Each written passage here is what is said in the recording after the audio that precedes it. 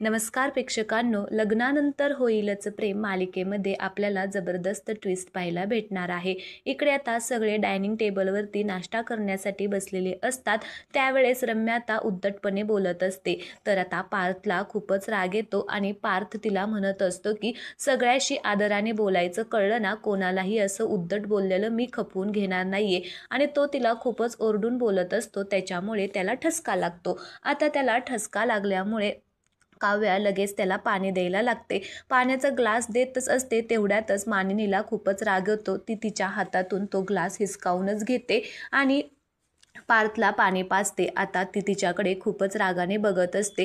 काव्याला मात्र खूप मोठा धक्काच बसतो। पार्थला काहीच कळत नाही, तो पाणी पितो, पण आता हे सगळं वसवात त्याच्या मात्र नक्की लक्षात येणार आहे। मानिनी आता खूपच काव्यावरती रागवलेली आहे। ती आता पार्थच्या जवळ अजिबातच काव्याला येऊनच देत नाहीये आणि आता त्यामुळे काव्या मात्र खूपच दुखावली गेलेली आहे। आता हे झालं पार्थ आणि काव्याचं। आता दुसरीकडे आपण पाहतो की रम्या आणि आता वसुहत्याला मात्र घरामध्ये राहायची परमिशन दिलेली आहे। आता त्यांना पुन्हा ते त्यांचे चांगले कपडे वगैरे आता त्यांना घालायला दिलेले असतात। तर आता ती देवापाशी गेलेल्या असतात दोघी। तर नंदिनी सुद्धा तेथे असते। तर नंदिनी आता वसुहत्याला म्हणत असते की वसुहत्या, लक्षात ठेवा, आता तुम्हाला मी घेतले, माफ केले, पण ना आता पुन्हा जर माझ्या फॅमिलीला तुम्ही त्रास द्यायचं ठरवलं ना, तर गाठ माझ्याशी आहे।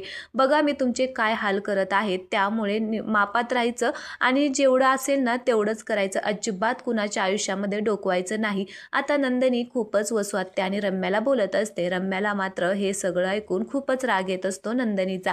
आता नंदिनी त्यांना चांगलं सुनावून आता तिथून निघून जाते। नंदिनी निघून गेल्यानंतर वसुहत्या म्हणते की अगं, तुझ्या फॅमिलीला नाही, आता तर मी तुलाच त्रास देणार आहे आणि असा तुला त्रास देणार आहे ना की तू आयुष्यात पुन्हा कधीच माझ्याकडे डोळे वर करून सुद्धा बघणार नाही। आता बघ तुझ्याबरोबर मी आता काय करते ते। आता वसुहत्या आणि रम्या आता नंदिनी बरोबर काय करतील हे आपल्याला येणाऱ्या भागांमध्ये पाहायला भेटणारच आहे। तर आज काय झालं ह्या एपिसोडमध्ये ते पाहूया।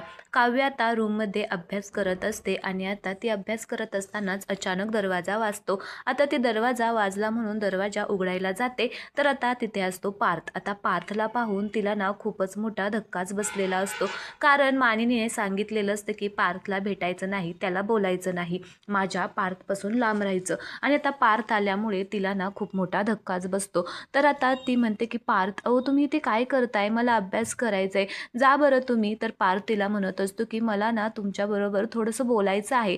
तर आता ती म्हणते की नाही पार्थ, जावा बरं पटकन तुम्ही, माझी ना मग लिंक लागत नाही जर तुम्ही असं मध्ये मध्ये आला तर। तर पार्थ म्हणतो की लिंक तर माझी लागत नाहीये, नक्की काय झालंय तुम्हा दोघींना? आई तिकडे विचित्र वागते, तुम्ही इकडे विचित्र वागताय, सांगा बरं मला काय झालेलं आहे नक्की ते। तुम्ही जर माझ्याशी बोलला नाही तर मला कसं कळणार आहे की काय झालंय ते।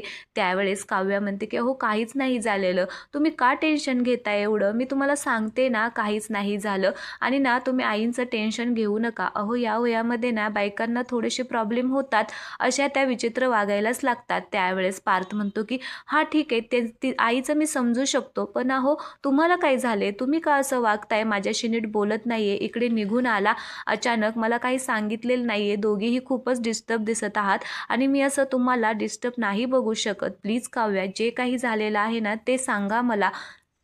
त्यावेळेस काव्या म्हणते की हे बघा पार्थ, तुम्ही जसा विचार करताय ना तसं काहीच झालेलं नाहीये आणि प्लीज मला अभ्यास करायचा आहे, तुम्ही जावा। त्यावेळेस आता ती दरवाजाकडे बघते, तर आता पार्थ म्हणतो की काय बघताय तिकडे, कोणी नाहीये, बोला तुम्ही, असं का आलाय तुम्ही इकडे निघून, मला त्या दिवशी वाटलं नाही तुमचं खरं की तुम्ही अभ्यास करण्यासाठी फक्त इथे आलेला आहात आणि खाली आई सुद्धा विचित्र वागत आहे। खरंच मला ना आता कंटाळा आलाय, मला ना खूप त्रास होतो याचा आणि तुमच्या दोघींना असा झालेला त्रास पाहून मला खूप वाईट वाटत आहे, त्याच्यामुळे आता मला सगळं सांगायलाच हवं तुम्हाला।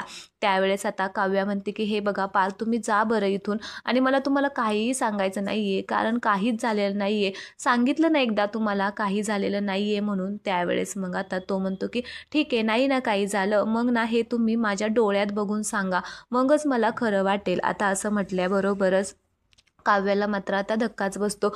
आता ती पार्थच्या डोळ्यामध्ये सांगू शकत नाही आहे बघून, कारण ती सगळं लपवत आहे, त्याच्यामुळे ती सांगू शकत नाही आहे. मग आता ती विचार करते की सांगू का पार्थला एकदा, म्हणजे ते मानिनी काकूला समजावतील आणि हे सगळं सुद्धा सॉल्व्ह होईल.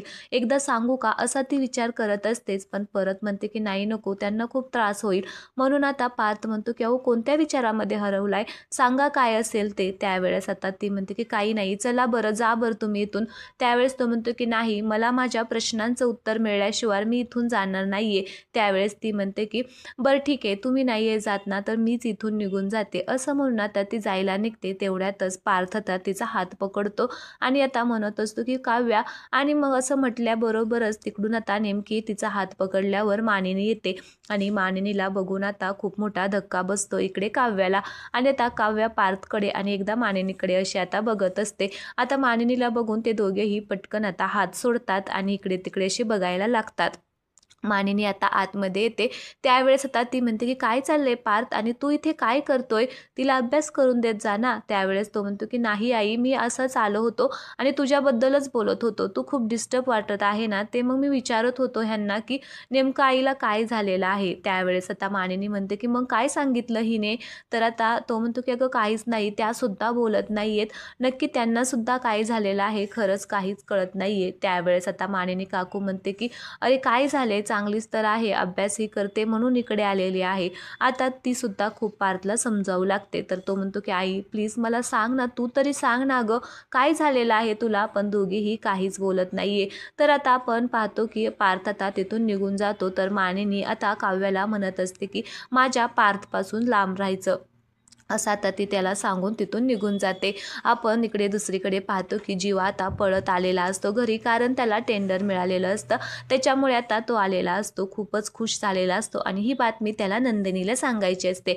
म्हणून आता तो नंदिनीकडे येतो. नंदिनी आता साफसफाई करत असते, फॅन पुसत असते बेडवरती उभा राहून. तर आता जीवासुद्धा पळतच येतो आणि म्हणतो की नंदिनी, अगं मला काम मिळालं, अगं मला टेंडर मिळालं. असं म्हणूनच आता दोघेही एकमेकांना मिठी मारतात. आणि आता ती म्हणते की अरे वा, कॉंग्रॅच्युलेशन, खरंच तुम्हाला ना असं बघून मला खूप छान वाटत आहे आणि तुम्ही काही काळजी करू नका, आता मी नेहमी तुमच्या अशी पाठीमागे उभी राहणार आहे. त्यावेळी जीवा म्हणतो की नाही या, तू माझ्या पाठीमागे नाही तर सोबत उभा राहायचं आहे आणि आता मी खूप खुश आहे, असं आता दोघेजण म्हणत असतात. तेवढ्यातच त्यांना कळतं की आपण एकमेकांना मिठी मारलेली आहे आणि ते दोघेही आता एकमेकांपासून लांब होतात. तर जीवा म्हणत असतो की सॉरी अगं, ते एक्साइटमेंटमध्ये. त्यावेळेस ती म्हणते की हा, माझं पण ते चुकूनच झालं. तर आजचा हा असा एपिसोड होता. तुम्हाला आवडला असेल तर व्हिडिओला लाईक करा, चॅनलला सबस्क्राईब करा. धन्यवाद.